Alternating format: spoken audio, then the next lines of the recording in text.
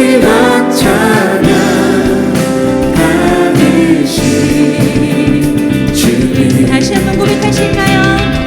거룩 거룩 거룩 거룩 거룩 거룩 거룩하신 주 전능의 영광 받으시기에 합당하신 하나님 존귀와 찬양 받으신 주님. 네.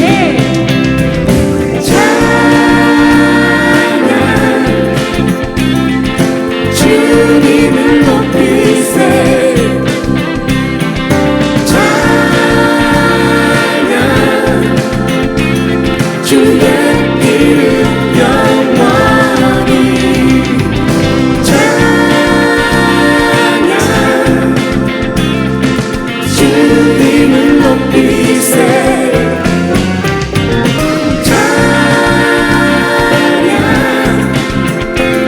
주의 이름 영원히 거룩 거룩 거룩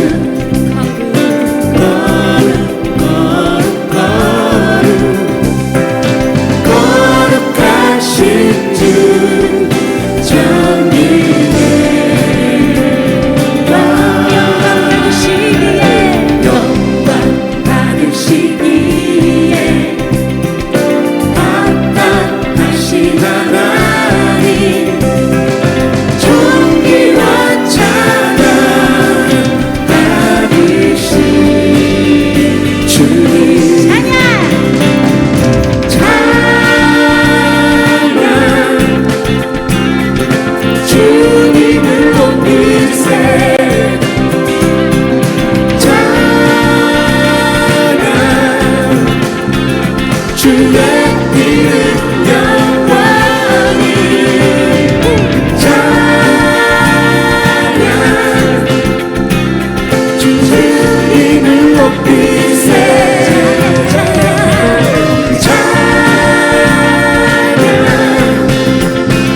주의 이름 영원히 거룩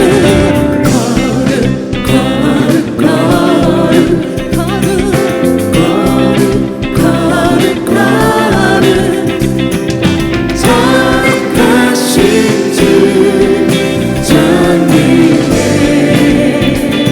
왕 영광 받으시기에 영광 받으시기에 합당하신 하나님 합당하신 하나님 존귀와 찬양 받으신 주님. 목소리 높여 찬양 주님을 높이세 찬양 주의 이름 영원히 찬양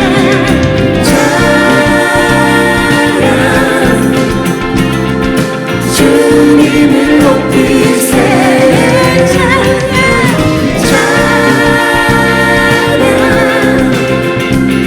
주의 이름 영원히 찬양 주님을 높이세 찬양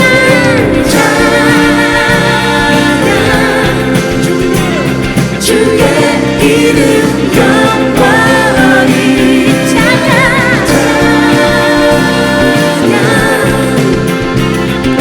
주님을 높이세 찬양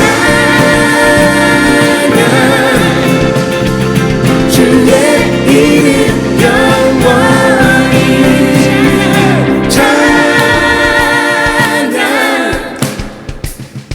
주님을 높이세 찬양 주의 이름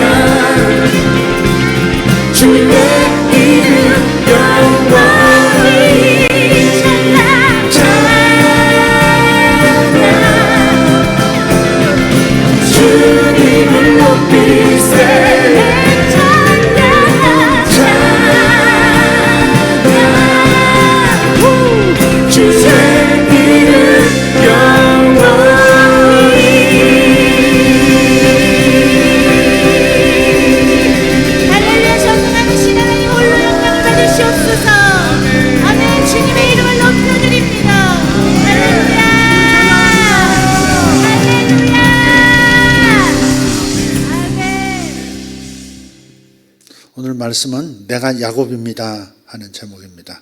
잠언서 20장 21절에서 23절입니다. 잠언 20장 21절에서 23절 큰 목소리로 함께 봉독합니다.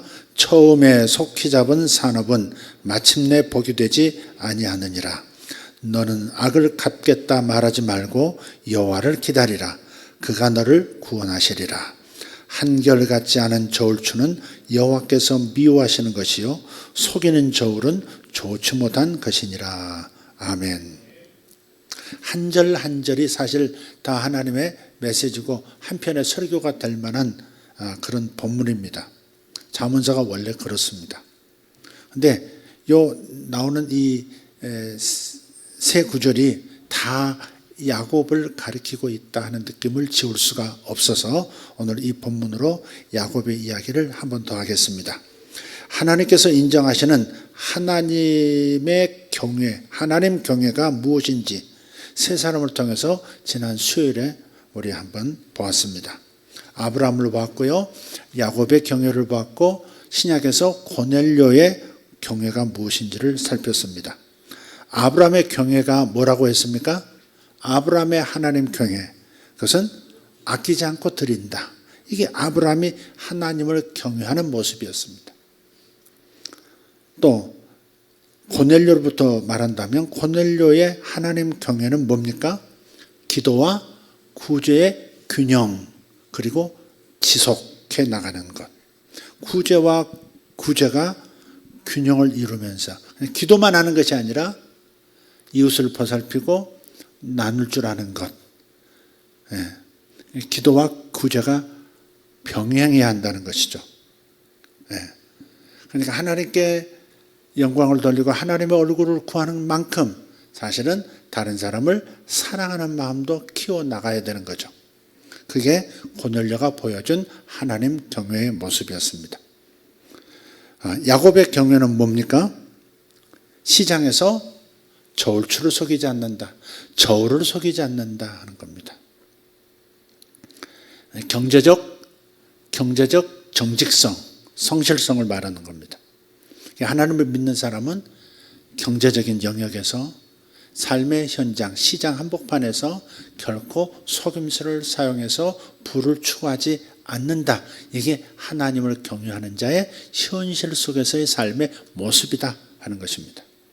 지난 수요일에 야곱을 제가 사기꾼이라고 평가하는 것 너무 과하다 말씀을 드렸어요. 하지만 성화되기 전에 야곱은 분명히 속이는 자였던 것은 틀리지 않습니다. 속이는 자 맞습니다. 경외라고 하는 것은 속사람의 변화로 말미암은 복종, 하나님에 대한 복종, 말씀에 대한 복종, 이것이 하나님 경외입니다. 하나님을 경외한다 하면서 말씀에 복종하지 않는, 변화되지 않는 속사람의 모습을 가지고 있다, 이것은 진정한 경외가 아니다 하는 말씀을 나눴습니다. 자, 이제 이 야곱의 이야기를 본격적으로 좀 나눠보겠습니다. 성경을 묵상하다 보면 관계의 어려움을 겪을 때 바로 그때가 하나님께서 나에게 말씀하시는 때라는 것을 발견합니다. 성경 인물들을 묵상해 보면 대동소이합니다. 관계의 어려움을 겪을 때 그때가 하나님 나타나셔서 하나님께서 계시하실 때라는 것을 공통적으로 발견하게 돼요.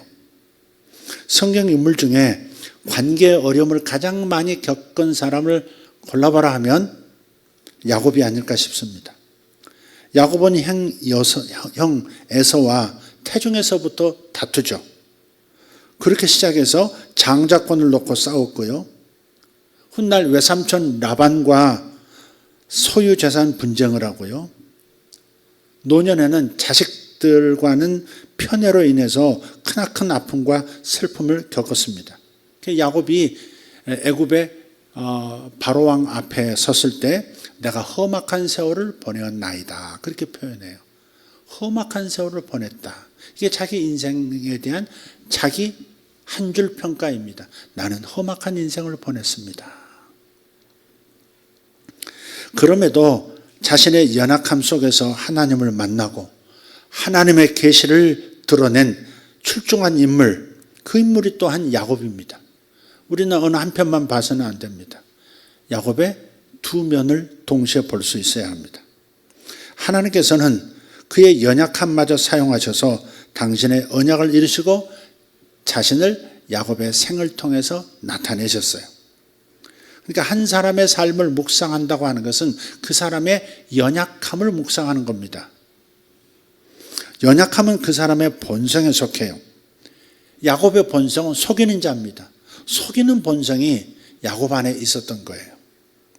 그가 장자권을 놓고 아버지 이삭을 속이는 이야기를 묵상하는 과정에서 저는 자주 저의 본성이 겹쳐 보이는 것을 경험했습니다. 야곱이 나이고 내가 야곱인 것 같았어요. 실제로 저는요, 무서웠던 아버지, 그 아버지를 자주 속였습니다. 왜냐? 야단 맞는 것을 피하기 위해서. 항상 거짓말을 하는 습관이 들었어요. 무슨 말을 해도 야단 맞을 것 같아서 그것이 무서워서 항상 거짓말할 준비가 되어 있었던 그런 본성으로 그렇게 제가 굳어져 있었던 거죠. 오늘 야곱의 이야기로 들어가서 보면 창세기 27장에 나오는 이야기입니다. 야곱이 어머니가 만들어준 별미를, 아버지가 좋아하시는 별미를 만들어서 아버지 그 하시는 장막 안으로 들어가죠. 들어가기 전에 벌벌 떱니다.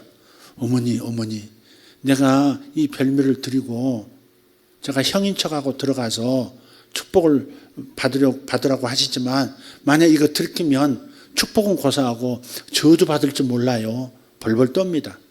그러니까 야곱의 본성 안에는 사실 어머니에게서 내려오는 그 거짓말에도 좋다는 어떤 가치관, 그게 야곱에게 영향을 끼쳤던 거죠. 훗날에 바단 아람, 그 어머니의 형제인 외삼촌 라반을 만났을 때 그 라반이 속이는 자고 협잡꾼이라는 사실을 우리는 발견하죠. 근데 그 집안 자체가, 외가 자체가 약간 사기꾼 집안 비슷한 거예요. 어머니가 자기 아버지 이삭과 결혼하고 이제 아들에게 하나님의 뜻이 있다는 걸 알고 아들로 하여금 아버지의 축복을 받게 하려고 수단을 쓰는 거지만은 그 친정의 그 DNA를 가지고 야곱에게, 그 순진한 야곱에게 너 들어가서 아버지 속여서라도 축복 받아야 돼, 이렇게 종용을 하는 장면이죠. 근데 어떻든 야곱의 본성이 속이는 자가 되어버린 거예요. 그가 장자권을 놓고 아버지 이삭을 속이는 이야기를 묵상하는 과정에서 저는 아까 말씀드렸듯이 나의 본성이 겹쳐 보이는 것을 경험했어요. 정말 야곱이 나이고 내가 야곱인 것 같아요. 근데 이 상황입니다. 근데 아버지 앞에 떡 들어갔더니 아버지 이삭의 눈이 안 좋아요. 나이 들어서 보이질 않습니다. 이삭이. 그래서 묻습니다. 내 아들아, 내가 누구냐? 이렇게. 아들은 아들일 텐데 집안에 아들들은 남자들은 아들밖에 없으니까 누가 들어오니까 내 아들아, 네가 누구냐? 이런 물어요. 이렇게 묻는 아버지 앞에 나아가서 자기를 감추고요, 어머니가 시킨 대로 능청스럽게 나는 아버지의 맏아들 에서로소이다 라고 답변합니다. 18절, 19절에 있어요. 이게 첫 번째 거짓말입니다. 야곱의 두 번째 거짓말은 사냥하고 관계가 있습니다. 아들이 사냥을 하러 나갔다 돌아와서 자기가 좋아하는 음식을 만들어 왔는데 그 시간이 너무나 빠른 거예요. 그래서 놀라서 이삭이 다시 묻습니다. 어떻게 이같이 속히 잡았느냐? 그러자 야곱이 말합니다. 아버지 하나님 여호와께서 나로 순조롭게 만나게 하셨음이니이다 라고 대답해요. 20절에 두 번째 거짓말입니다. 아버지를 속이기 위해서 이제는 하나님까지 동원합니다. 이어서 계속 의심하는 아버지 이삭은 다시 에서가 맞는지 직접 만져보겠다면서 야곱에게 가까이 오라고 말합니다. 야곱은 염소 새끼 털로 자기 온 팔에 가슴에 털을 붙였어요. 그래서 그 모습으로 이삭에게 나아가요. 세 번째 거짓말입니다. 결국 이삭은 야곱을 에서와 구분하지 못하고 맙니다. 이렇게 말해요. 음성은 야곱이로되 손은 에서의 손이로다. 이게 얼마나 웃기는 상황입니까? 아버지가 자기 쌍둥이 아들 중에서 큰아들 작은아들을 구분 못하고 분명히 목소리는 야곱인데 그래서 확인하려고 가까이 오게 해서 팔을 만져보니까 털이 수북하단 말이에요. 야곱은 털이 없이 맨둥맨둥하거든요. 그것도 날 닮았더라고. 털이 없는 게.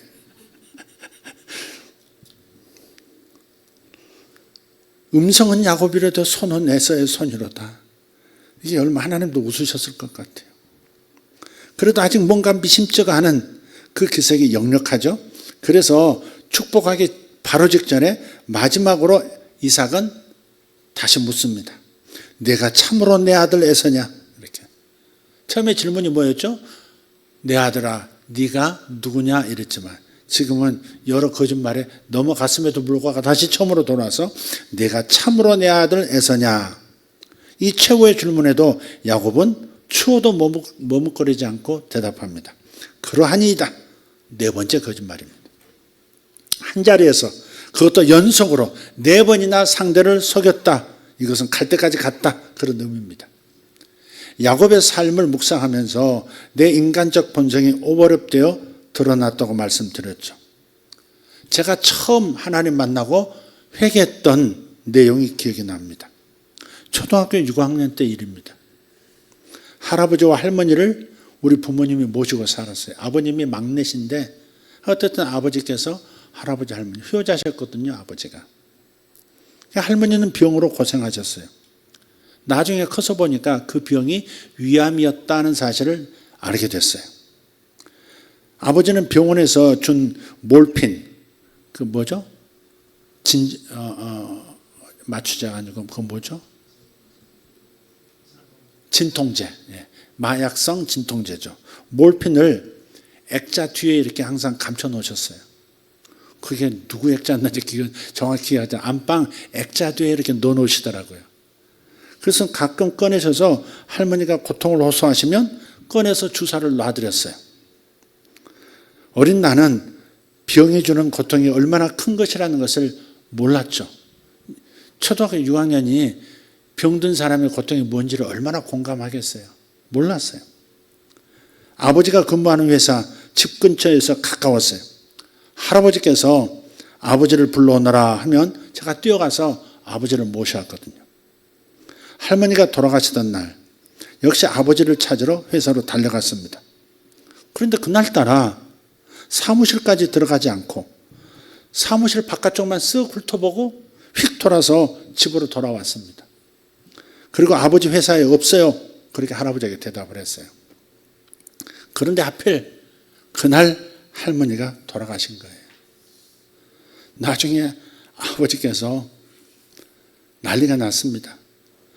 효자였던 아버지 나에게 무서운 얼굴로 물었어요. 왜 회사에 오지 않았느냐? 갔습니다.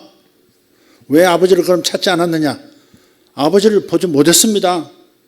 강변했어요. 아버지는 계속해서 질문을 던집니다. 나는 사무실 안에 있었다. 사무실 안까지 들어왔었냐? 이렇게 물으죠. 제가 뭐라고 대답했는지 지금은 생각이 잘 안 납니다. 그런데 정신을 똑바로 차리고 끝까지 거짓말을 했습니다. 그래서 제가 복음을 듣고 맨 처음 떠오른 죄가 바로 이것이었어요. 하나님, 제가 거짓말을 했습니다. 그 거짓말의 결과로 할머니가 돌아가셨습니다. 그것 때문에 돌아가셨는지 돌아가실 때가 돼서 돌아가셨는지 오늘 내일 사실 하셨었거든요.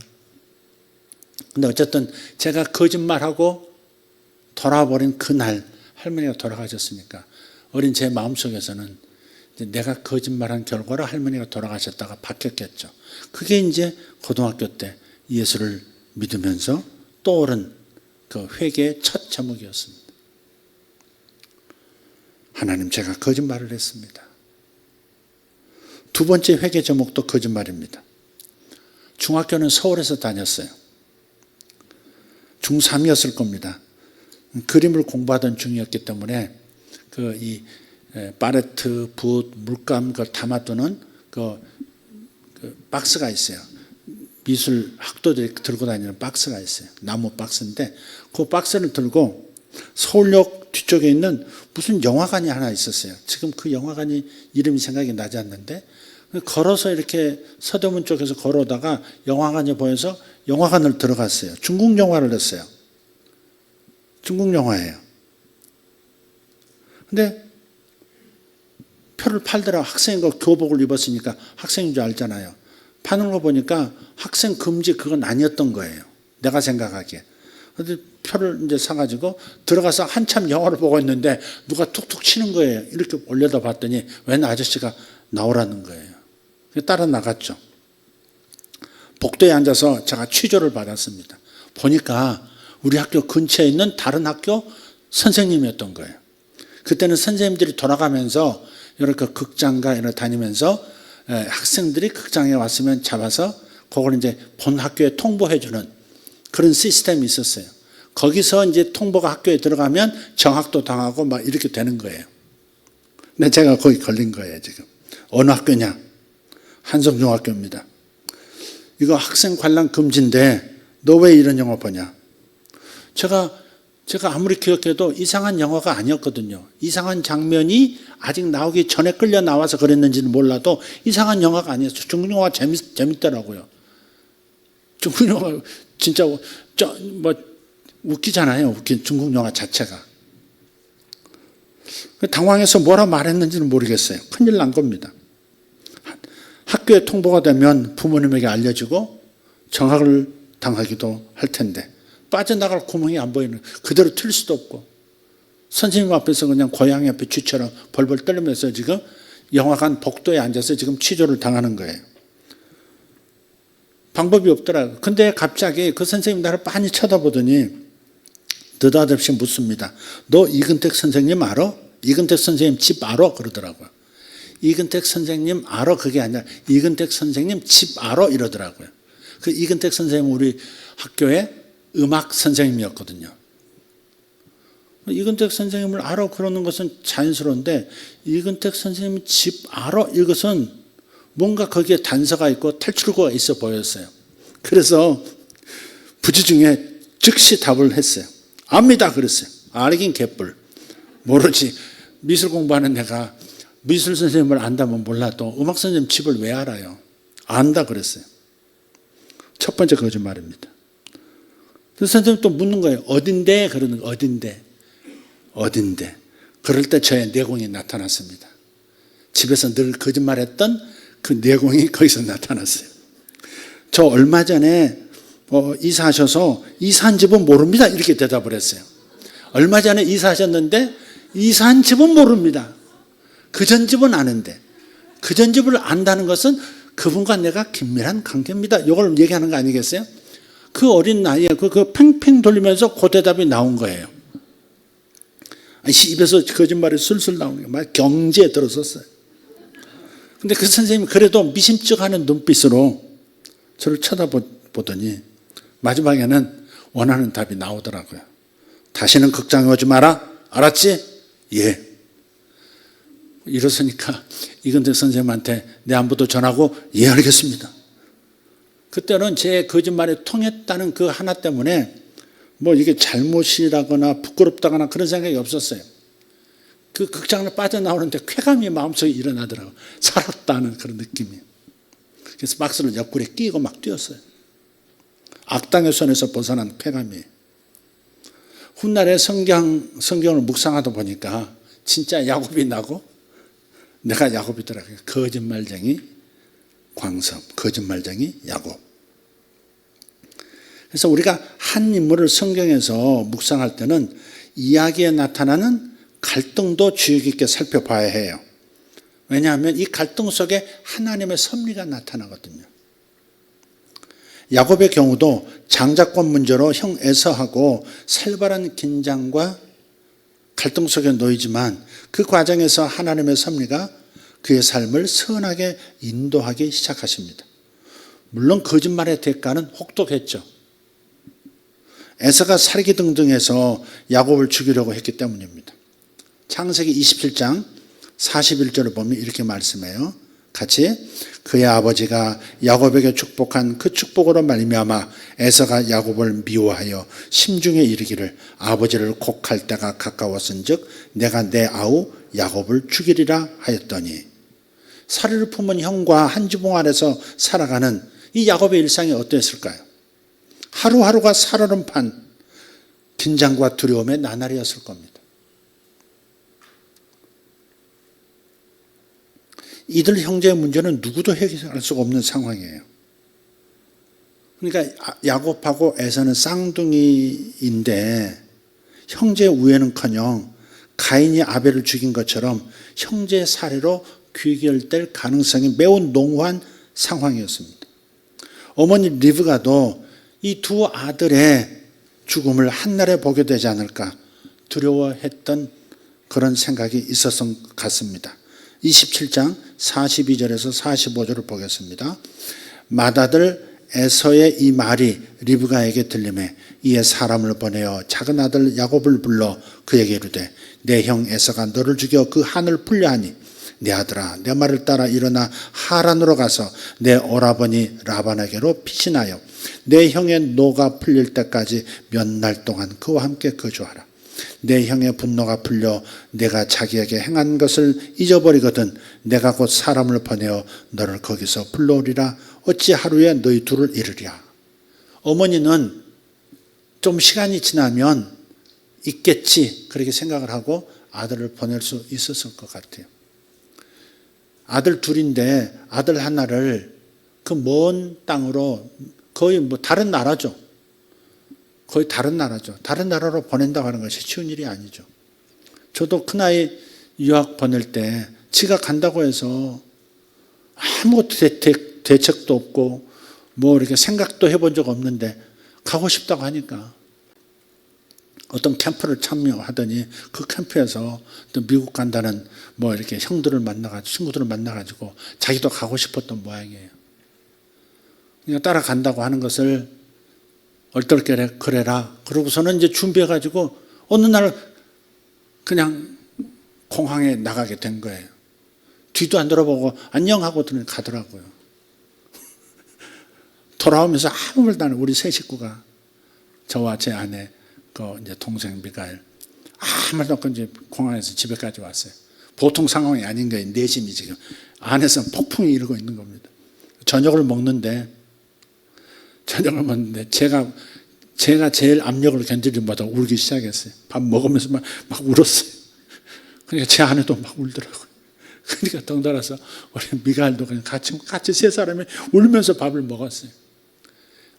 그 자기 자식을 먼 땅으로 보낸다는 이 현대의 안전한 세상 속에서 이보다는 더 좋은 나라로 보낸다고 하는 그런 상황에서도 그렇게 서글픈데 그게 그때 당시 어머니가 둘째 아들을 사랑하는 야곱을 다른 나라로 홀로 이렇게 보낸다고 안전이 보장되지 않는 고대 세계에서 보낸다는 게 쉬운 일이 아니잖아요.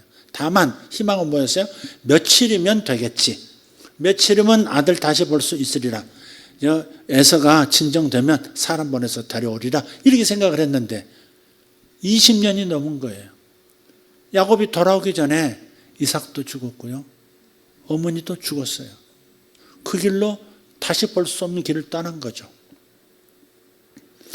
성인이 그렇게 힘들었다면 당사자는 얼마나 힘들었겠어요. 그죠?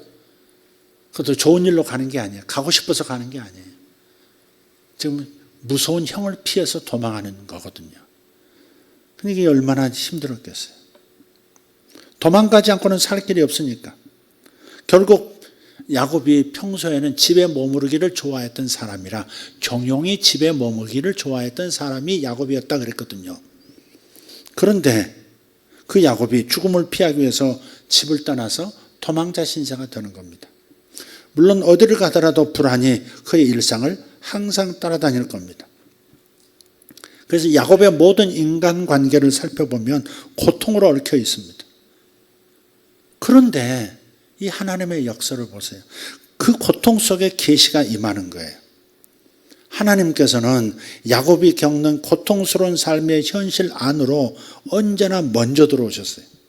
분노하는 형을 피해서 달아나는 그 야곱이 베델에서 사닥다리를 보죠. 하늘과 땅이 이어진 사닥다리, 그리고 하나님, 그리고 오르락 내리락 하는 천사들. 그러면서 하나님의 음성과 약속을 경험합니다.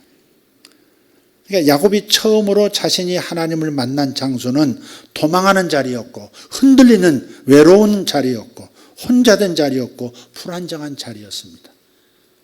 그런 관계 속에서 하나님의 나타남, 하나님의 계시가 있다는 거예요.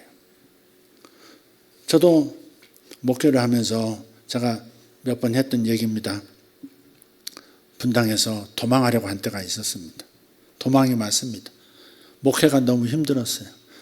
사람이 너무 힘들었어요, 사실은. 근데 진짜 진실은 내 자신이, 연약한 내 자신이 너무 힘들었던 것이 맞을 겁니다. 그래서 아내에게 말했습니다. 여보, 개척은 여기서 접고 좀 더 공부한 다음에, 좀 더 훈련 받은 다음에 다시 시작합시다. 그런데 그때 하나님의 계시가 있었어요. 그 갈등 속에서, 그 괴로움 속에서 계시가 있더라고요. 네가 이 도시를 떠나면 더 힘들어질 것이다. 광섭, 네가 이 도시를 떠나면 더 힘들어질 것이다. 처음에는 이 말씀을 듣고, 이 응답을 듣고 어안이 벙벙했어요. 마음에 들지 않았어요. 기분이 살짝 나쁘려고도 했어요. 지금 어려워서 지금 떠나겠다는데 더 어렵게 하신다고요? 그런 반발? 근데 곱씹어 보니까 그런 반발은 사라지고요. 주님의 사랑이 여기에 있다는 것을 발견했어요. 내가 잘못 선택한 것이 아니구나.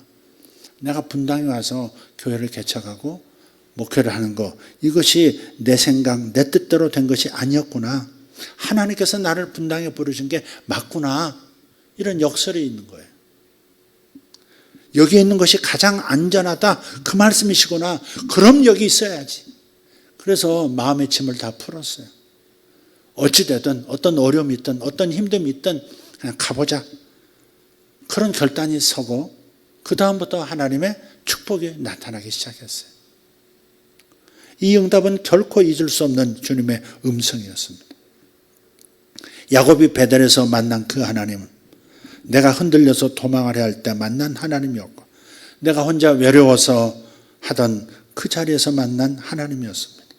그래서 다시 힘있게 출발하게 하시는 그런 하나님이었어요. 관계 속에서 어려움을 겪을 때, 고통 속에서 힘들어할 때 하나님은 계시할 때가 다가오고 하나님께서 친히 역사하실 때가 다가온다는 신호로 받아들일 수 있기를 예수 이름으로 축복합니다. 야곱의 인생에 내 인생처럼 비춰뒀듯이 오늘 이런 제 얘기도 여러분의 인생과 오버랩 될 수 있다고 믿습니다. 사람의 삶이라는 것은 거기서 거기거든요. 그러니까 고통과 관계 속에서의 어려움, 갈등 속에서 여러분이 붙잡아야 할 생각은 바로 이때 하나님의 섭리가 나타나고 바로 이때 하나님의 계시가 있다 하는 그 끈을 놓치지 말고 조금 더 인내할 필요가 있다는 말씀 드리고 싶어요. 성경의 인물을 묵상할 때 또 살펴야 하는 것이 있습니다. 여러 순간의 전환점들이 있는데 특별히 성품이 변하는 순간, 그 순간을 찾아보는 겁니다. 그 전환점에서 자신의 하나님을 만나고 그분을 제대로 알아가기 시작하기 때문입니다. 야곱에게는 그 전환점이 밧단 아람이었습니다. 어머니의 고향 밧단 아람이었어요.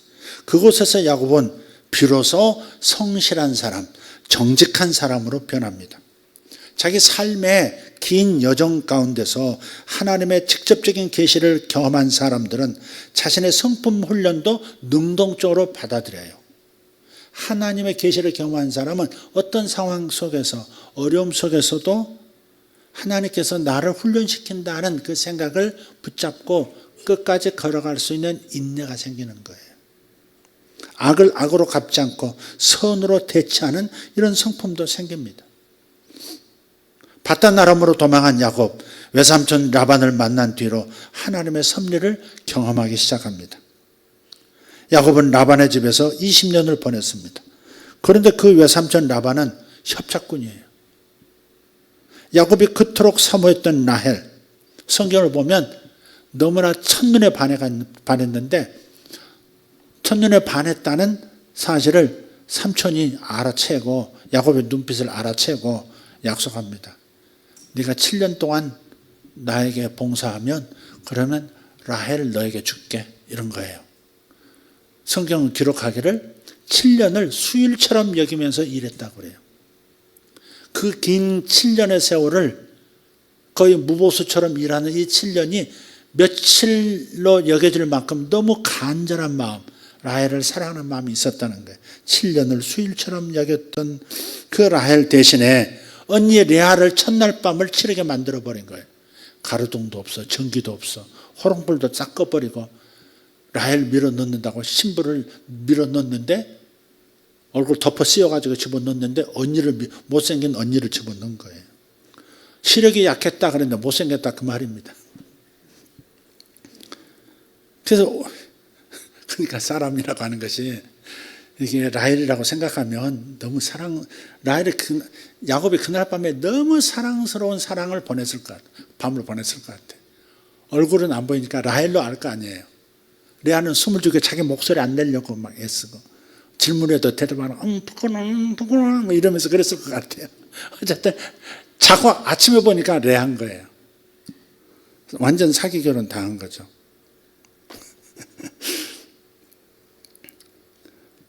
그 29장 25절을 보면 이렇게 말씀해요. 야곱이 아침에 보니 레아라. 얼마나 기가 막힌 얘기예요. 한 줄이지만 야곱이 아침에 보니 레아라. 7년을 수일처럼 여기면서 사랑했던 그 라헬이 아니고 마음이 1도 없었던 여자가 간밤에 라헬인 줄 알고 사랑을 나눴으니 기가 막히지 않았겠어요. 라반에게 이르되 외삼촌이 어찌하여 내게 이같이 행하셨나이까? 내가 라헬을 위하여 외삼촌을 섬기지 아니하였나이까? 외삼촌이 나를 속이시면 어찌 됨이니까? 여기서 아마 야곱은 콩가루가 됐을 겁니다. 마음이 많은 생각을 했을 거예요. 그리고 자기가 왜 나를 속이셨습니까? 라고 말할 때 그 말이 되돌아와 자기의 심장을 찌르는 걸 느꼈을 거예요. 자기가 속이는 자였거든요. 절대 속이지 않을 아버지를 그 한 장도에서 4번이나 거짓말을 하면서 끝끝내 자기 욕망을 관철시켰던 그 기억이 났을 거예요. 거기서 와장창 깨졌을 겁니다. 당신은 왜 나를 속이셨습니까? 사태질할 때 나머지 3손가락이 자기를 가리키고 있다는 사실을 발견했을 거예요. 자기가 속이는 자였던 거죠. 근데 어쨌든 삼촌이 계속해서 속여요. 자신의 양을 치는 야곱의 품삯과 관련해서도 여러 차례 속였습니다. 창세기 31장 7절을 보면 이렇게 말해요. 그대들의 아버지가 나를 속여 품삯을 10번이나 변경하였느니라. 그러나 하나님이 그를 막으사 나를 해치지 못하게 하셨으며 그랬어요. 야곱은 아내들에게 그 아내들의 아버지, 친정아버지인 라반을 속이는 자라고 말하면서 그가 자신을 거듭해서 속였지만 하나님께서 그 속이는 자를 상대하셨다 이렇게 말을 합니다. 야곱이 밧단 아람을 떠나서 고향으로 돌아가죠. 그 돌아갈 때 뒤를 쫓아온 라반 앞에서 자기가 외삼촌에게 봉사하는 20년 동안 외삼촌이 자기 품삯을 10번이나 바꿔치기 했다고 말을 합니다. 31장 41절. 비록 인사도 없이 야반도주하는 길이었지만 그는 라반 앞에서 떳떳합니다. 자기가 돌보는 가축들이 낙태를 하지 않을 만큼 잘 돌봤고 야생동물에 찢겨 죽거나 도둑맞은 손실은 자기 몫에서 채워넣고 밤낮의 기온 차이 부족한 잠도 이겨내면서 가축을 돌봤습니다. 야곱이 변한 거죠. 야곱이 변한 거예요. 자신을 20년 동안 속여온 자 앞에서 그럼에도 불구하고 그는 성실한 자였고 정직한 자였습니다. 야곱의 성화의 자리는 밧단 아람이었습니다. 하지만 그 변화의 변곡점은 어디서 시작되느냐? 하나님의 계시였다는 점을 잊지 마십시오. 하나님이 나와 함께 하신다는 계시가, 하나님께서 나를 지지하신다는 계시가 시장에서, 삶의 현장에서 정직한 저울추를 유지하게 하는 원동력이었고 자기 자신의 성품을 변화시키는 능력이었습니다. 야곱의 경우에는 시장에서 저울추를 속이지 않는 모습이었습니다. 이것이 하나님께서 바라보시는, 또 우리에게 기대하시는 하나님 경외하기라고 믿습니다. 잠언 20장 21절 23절 오늘 본문을 보면 이렇게 말씀하죠. 처음에 속히 잡은 산업은 마침내 복이 되지 아니하느니라. 야곱은 급하게 빨리 부자 되려고 하지 않았습니다. 빨리 부자 되고 싶은 마음이 젊은 야곱에게 있었다면 그런 큰 실수를 계속해 나갔을 수도 있습니다. 원래 그랬죠. 집에 있을 때는 그랬죠. 빨리 축복받고 싶었죠. 빨리 부유하고 싶었죠. 그렇기 때문에 속임수가 나왔던 것이고 그것이 불행을 가져오고 슬픔을 가져왔던 이유죠. 처음에 속히 잡은 산업은 마침내 복이 되지 아니하느니라. 이걸 알기 때문에 어떤 해로움이 발생했을 때, 가축의 손실이 왔을 때, 삼촌의 재산에 문제가 왔을 때 자기 책임이라 생각하고 오히려 자기가 보충하고 자기가 책임지는 모습으로 삼촌이 보건 말건 카운트하든 카운트하지 않든 상관없이 자기 마음의 양심에 따라서 정직하게 카운트해서 그것을 보충을 했단 말이에요.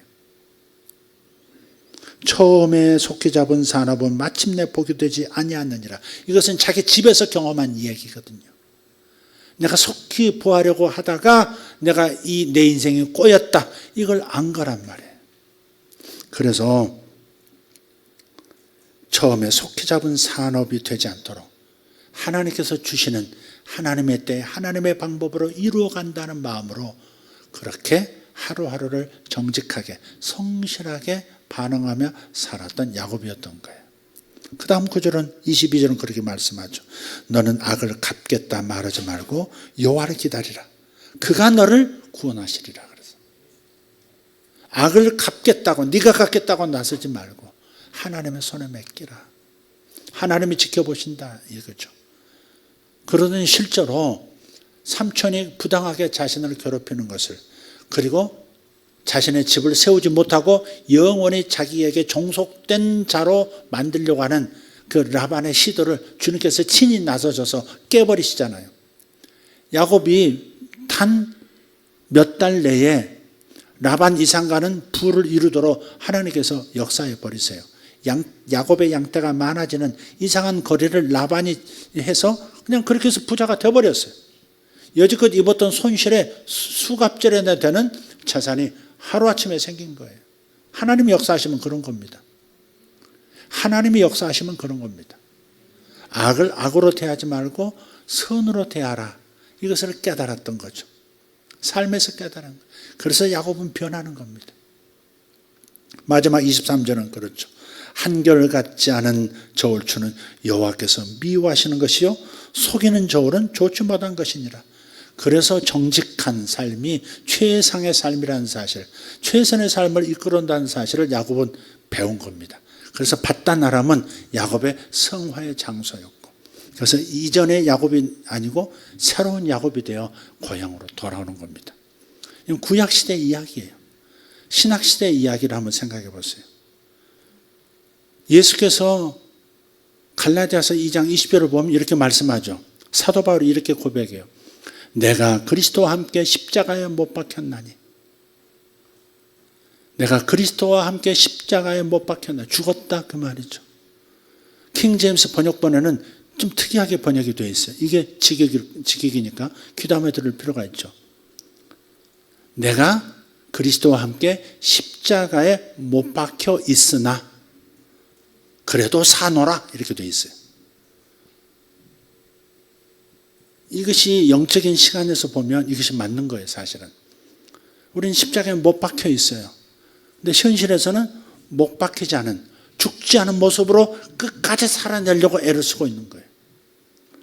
내가 욕망하는 것을 지켜내기 위해서, 내가 원하는 것이 이루어지게 하기 위해서, 내가 원하는 것을 하나님이 내놓게 하기 위해서 몸부림하는 모습이 우리에게 있어요.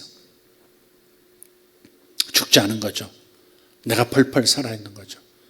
하나님께 맡기는 모습도 없어요. 기도해서 하나님께 맡긴다고 말하지만 사실은 자기의 뜻이 하나님의 뜻을 초월해서 자기의 뜻을 하나님께서 허용하시도록 만들려고 딜치는 거죠. 그게 내가 그리스도와 함께 십자가에 못 박혔나니 그런즉 이제는 내가 산 것이 아니요 내 안에 그리스도께서 사신 것이라. 내가 육체 가운데 사는 것은 그리스도를 믿는 나를 사랑하사 나를 위하여 자기 몸을 버리신 그리스도를 위하여 사는 것이라. 그게 갈라디아서 2장 20절입니다. 하나님께서는요 우리를 개선해서 좋은 사람으로 만드는 것이 목표가 아닙니다. 구약은 예수님의 십자가 공로도 없었고 성령도 오시지 않았기 때문에 그런 삶을 살아낼 능력이 없습니다. 그러니까 주님께서 상황을 통해서 개선시켜서 쓸 수밖에 없는 야곱처럼 그 고통스러운 속이는 자를 만나서 자기 속에 속이는 자를 죽여가는 이 과정을 밟는, 그래서 개선해서 하나님께서 영광을 받으시는 그런 모습으로 귀결이 되지만, 그러나 신약은 그게 아니거든요. 지난 시간에도 말씀드렸지만 우리가 하나님의 형상대로 지음받았다라고 하는 것은 하나님이 우리 안에 담기시기 위해서 이런 그릇으로 만든 거예요. 커피잔은 커피를 담기 위해서 만든 그릇이에요. 대접은 누드를 담기 위해서 만든 거예요. 국그릇은 국을 담기 위해서 만든 거예요. 밥그릇은 밥을 담기 위한 거고요.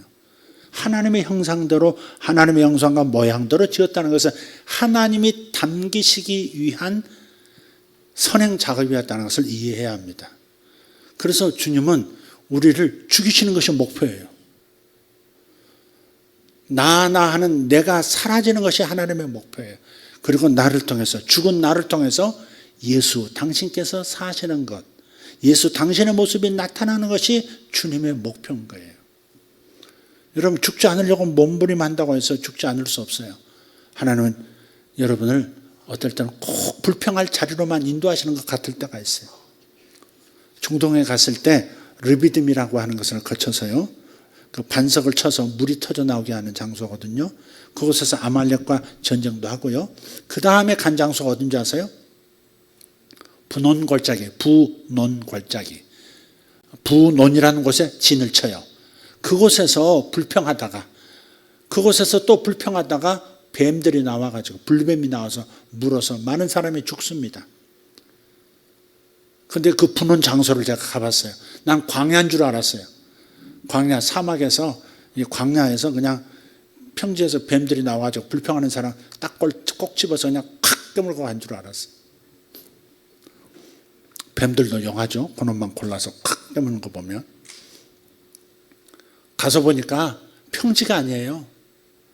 저 홍해를 건너가지고 사우디아라비아 그 거친 광야에서 40년 살고요. 마지막 코스로 들어선 곳이 분논이에요. 그 산을 넘어서면, 그 골짜기 거쳐서 산을 넘어서면 거기가 모압 땅이고요. 그 모압 땅 건너편이 가나안 땅인 거예요. 그러니까 마지막 코스가 그 분논 땅이었는데 거기서 또 불평을 터뜨린 거예요. 실제 갔더니 뱀이 거기 있더라고요. 방에 전갈도 들어왔어요. 전갈이더라고요. 성도사님 한 분이 벌벌벌 변누다가 지금은 전갈이 왔다 놀래가지고 나중에 그걸 신발적으로 막 때려가지고 잡았는데, 그걸 또 찝지는 못하고 무서워가지고 막 사람 불러가지고 난리가 났어요. 전갈이 방에까지 들어오더라고요. 그 계곡 위에 만들어진 그 이제 캠프거든요. 근데 그 이제 분홍 골짜기를 한번 내려갔다가 올라오는 시간이 상당히 또 걸려요. 그래서 안내하는 그 지역의 전문가가 없이는 절대 못 내려가요. 길을 잃어버리니까. 그만큼 계곡이 깊은 거예요. 바위로 이루어진 계곡이고, 그리고 이제 겨울이 지나고요. 거기도 겨울이 있습니다. 겨울 지나고 이제 봄이 돌아오면 이렇게 이제 바위에 사람이 앉아 있으면 그 이제 따뜻한 열기를 쬐려고 분홍색 뱀이 나와요. 분홍 골짜기에 분홍색 뱀이, 그 독뱀인데 거기에 콱 물고 가버린대요. 그래서 제가 참 끝까지 불평이 나올 수밖에 없는 곳으로 인도하시는구나. 근데 그게 하나님의 섭리, 하나님의 목표가 뭐예요? 저 가나안 땅 노예 근성으로 가득한 그 사람, 우상숭배의 기질로 가득한 사람들을 하나님께서 원하시는 하나님의 복 주실 그 땅에 들어가게 하는데, 원만 불평이 언제든지 튀어나올 수 있고 하나님을 대적할 수 있는 기질을 그대로 가지고 있는 채 그 없는 것 같지만 상황이 벌어지면 나오거든요. 자기 본성이 나오거든요. 그대로 가나안 땅에 집어넣으면 가나안이 지옥 되는 거고 가나안이 애굽이 되는 거예요. 그러니까 불평이 날 만한 장소로 데리고 이동해 오신 거예요. 사실은 물이 없는 곳으로, 먹을 것이 없는 곳으로, 떼약볕을 피할 곳이 없는 곳으로 40년 동안 뺑뺑뺑 다니고. 아라비아 땅이 얼마나 넓은데요. 그리고 마지막 불평을 털어내는 자리가 분홍 골짜기였던 거죠. 거기서 불평하다가 뱀한테 물려가지고 다 뒤지고. 그래도 하나님께서 말씀하시기를 뒤진 놈들은 노뱀을 쳐다봐라 다 살리라. 끝까지 안 보는 놈들은 그냥 뒤지고 본 놈들은 다시 살아나고. 야, 그 골짜기 하룻밤을 묵으면서 세상에 끝까지 불평할 수밖에 없는, 불평이 저절로 나올 수밖에 없어요. 도저히 사람 살 곳이 아니에요. 아직 뜨거운 여름도 아닌데요. 얼마나 뜨거운지 몰라 햇빛이. 계속 그것을 자식을 데리고 거기서 계속 이동하면서 산다고 하는 것이 얼마나 힘든지. 생명체가 전혀 없는 것처럼 보여요. 낮에도 보면 생명체가 하나도 없는 것 같아요. 근데도 보면 도마뱀이 기어다니고요. 자세히 보면 그 사막 가운데 사막에 무슨 뿌리를 내릴 게 있다고, 물이 있다고 그 뿌리를 내리고 들꽃도 피어 있고요. 그러더라고요. 주로 가시나무가 많지만. 그래서 그런 것을 이렇게 다니면서 주님께서 원하시는 것이 사람의 본성을 객관화해서 볼 수 있도록 자기 속이 드러나도록 만드셨구나. 그래서 거기서 깨지고 거기서 변화되고 하는 것이고. 근데 그러한 이런 패턴은 신약 구원받은 성도들도 마찬가지예요. 패턴은 마찬가지예요. 그러나 목표는 달라요. 목표의 수준치는 달라요. 구약의 성도들은 성령도 없고 예수의 십자가의 공로, 죄 용서도 없기 때문에 그냥 거기서 그냥 변화되는 수준만큼 살아가도록 하는 것, 그게 목표지만 신약은 아니에요. 우리를 변화시키는 게 목표가 아니에요. 우리를 완전히 죽여 없애는 거예요. 그게. 그 나나 하는 것이 완전히 죽어 없어지고 새로운 자아, 예수 자아가 나오도록. 나는 그리스도와 함께 십자가에 못 박혀 죽임을 당하고 내가 그리스도 안에서, 그리스도께서 내 안에서 당신의 삶을 사시는 수준이 되는 것. 이게 그분의 목표니까 우리의 목표도 그렇게 돼야 되는 거예요. 내가 죽어야 하는 거예요. 십자가에 이미 못 박아 놓으셨는데 안 죽었다고 바둥바둥 현실 가운데 이루어지지 않게 하려고 애를 쓰고 있는 나. 그거에 죽어야 합니다, 여러분. 그래서 실패도 경험하는 것이고, 그래서 배신도 경험하는 것이고, 그래서 갈등도 경험하는 것이고, 그래서 불평의 자리도 경험하는 것이고, 괴로움의 자리도 경험하는 것이에요. 하나님께서 다 여러분을 잘 아시는 거예요. 우리를 너무 잘 아세요. 어느 장소가 돼야 네가 밑바닥이 드러나겠다. 내 힘으로는 안 되는구나. 내가 하나님을 열심히 섬긴다 하는 이 수준 가지고는 하나님을 만족시킬 수 없구나. 그걸 알 때까지, 알 수 있는 장소를 하나님은 상황을 너무 잘 아시는 거예요. 그래서 오직 주님으로만 살도록. 주님, 제 힘으로 안 되겠습니다. 주님, 당신의 삶을 사시옵소서. 그래서 저는 그냥 다만 저를 드립니다. 제 인생을 드립니다. 제 걸 지키려고 애쓰지 않겠습니다. 이런 거 있죠. 저를 지키려고 애쓰지 않겠습니다. 제 걸 뺏기지 않으려고 애쓰지 않겠습니다. 주님, 이것이 방해가 된다면 과감하게 주님께서 뺏으십시오. 이렇게 말할 수 있는 전적인 신뢰죠. 그분이 나라를 사랑하신다고 하는 전적인 신뢰. 그리고 그분의 목적은 반드시 이루어질 수밖에 없다고 하는 이 절대적인 믿음. 이것이 우리에게 필요한 거예요. 우리는 너무 엉뚱한 비전을 가지고 있는지도 몰라요. 개인은 개인대로, 가정은 가정대로, 교회는 교회대로. 하나님께서 원하시는 바로 이러한 삶. 주님이 친히 나타나셔서 친히 당신의 삶을 우리를 통해서 나타내시기 원하는 이런 삶을 목표로 하지 않고 우리는 하나님이 나를 도와주셔서 내 삶이 빛나기를 원하고 내가 영광스러워져서 그것이 하나님께 영광이 되어지기 원하는 수준으로 전락시켜서 우리는 그것을 우리의 소망으로 여기고 있는지도 몰라요. 깊이 생각해 볼 일입니다. 구약시대에도 주님은 이렇게 당신의 사람을 철저하게 다루셔서 속이는 자가 정직한 자가 되고 대충 사는 자가 성실하게 사는 자가 되게 만드시겠다면 신약시대는 얼마나 더 큰 하나님의 심력을 쏟아 우리를 만들어 가시겠습니까? 기대해도 좋을 일인데, 기대할 만한 일인데 우리 마음은 불안으로 부딪힐 수 있어요. 혹시 내 걸 뺏기는 건 아닌가? 하나님이 나를 괴로움의 장소로 데리고 가려고 하신 아닌가? 불안해할 수도 있어요. 그럼에도 불구하고 성경은, 하나님의 말씀은 분명합니다. 여러분을 그리스도의 형상으로 온전히 담아내는 그릇으로 만드는 거예요. 나를 완전히 와장창 중창 그냥 주장창창 깨서 오직 주님만 드러나도록 하는 그런 수준으로 이끌어 가려는 목표로 가졌다는 것은 잊지 맙시다. 이상한 일이 생기거든, 내가 원치 않는 이상한 일이 생기거든 하나님 왜 이러십니까? 이게 아니라 하나님 저를 죽이시고 당신께서 나를 통해 사시기를 원하시는군요.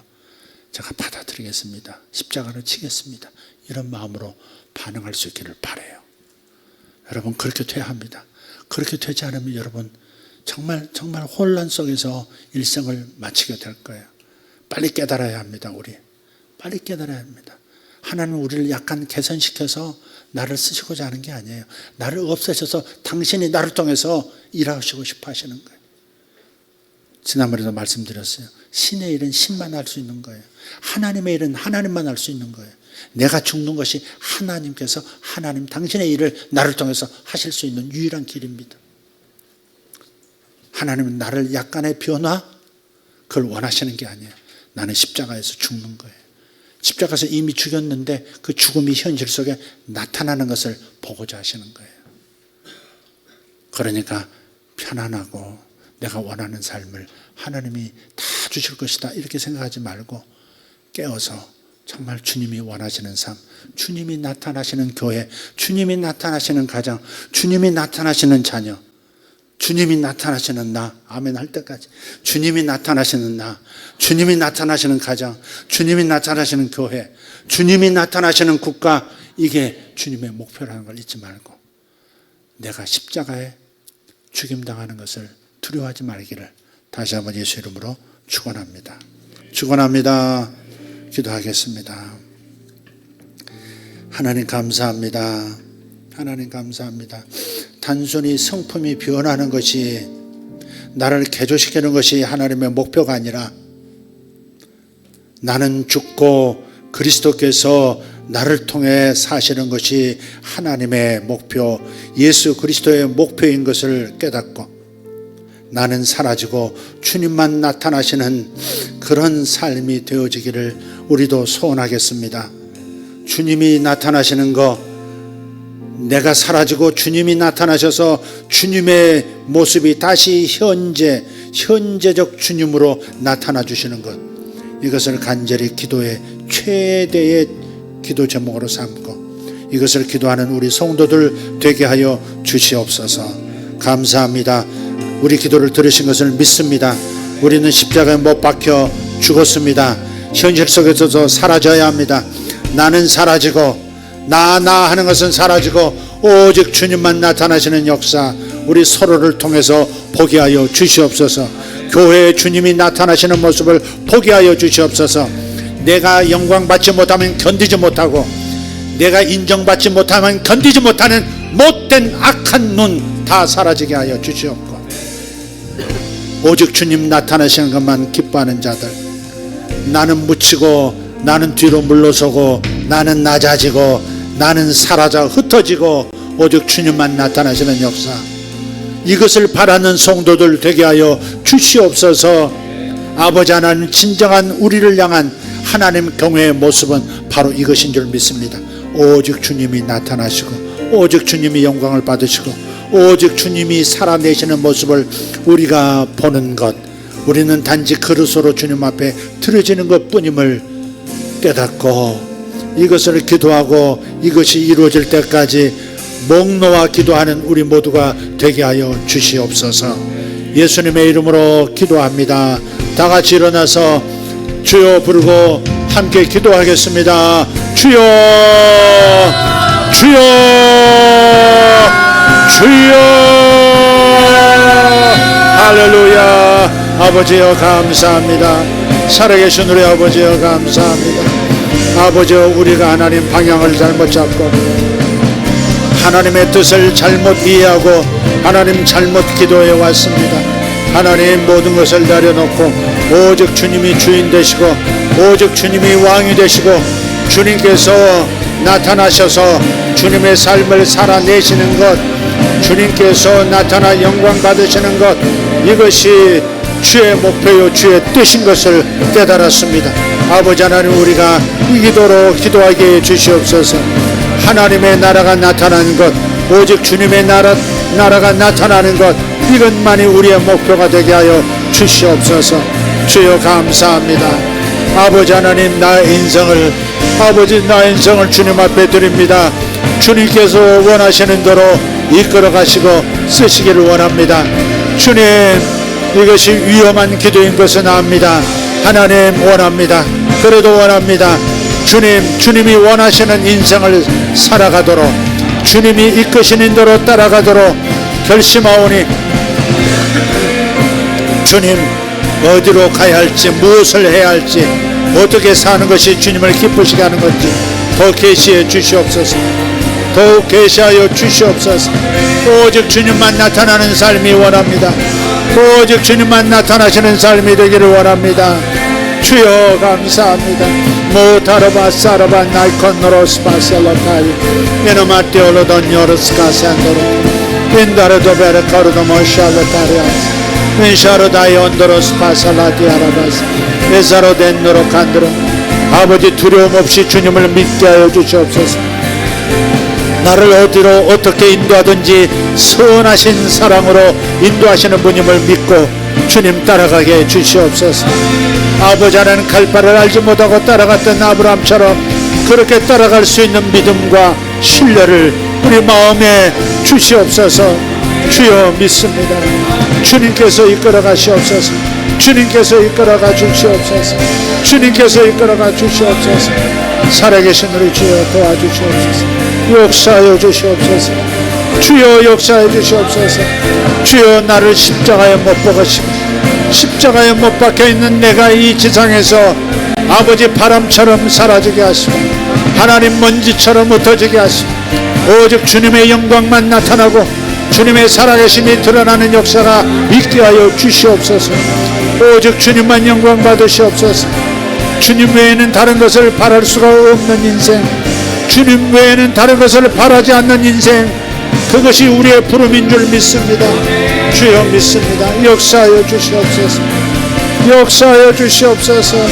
주여 라파라베 가르도 모샬라타리안 소라발라티아라바 아마라티오르단 조르카시 알바르데 ud나르디오르도 모샬로카리안 소라발라타 오로이 덴조르도 마샬로카리안스 이마르도 벨라디아르도스 코르탄치 enjoy palasen solati in krasa laidan jurus masala en raz maidan jurus masala diarabas o laidan jurus masala diarabas in krasa jurus masala diarabas en sradi ardomas algaritamas en glorias pasala tendros mas ishalo daiondros pasala diarabas in krasa laitaradio.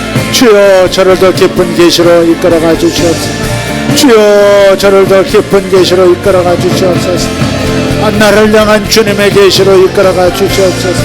주여, 저에게 말씀하여 주시옵소서. 주여, 저에게 말씀하여 주시옵소서. 주님, 저에게 말씀하여 주시옵소서. 주의 말씀이면 족하겠나이다. 사람이 떡으로만 살 것이 아니요 아버지 입으로부터 나오는 말씀으로 살 것이라 하신 것처럼 주여, 말씀이 필요합니다. 주의 계시가 필요합니다. 저에게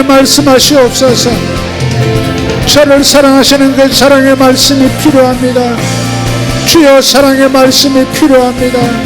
주여 도와주시옵소서. 주여 도와주시옵소서. 주여 도와주시옵소서.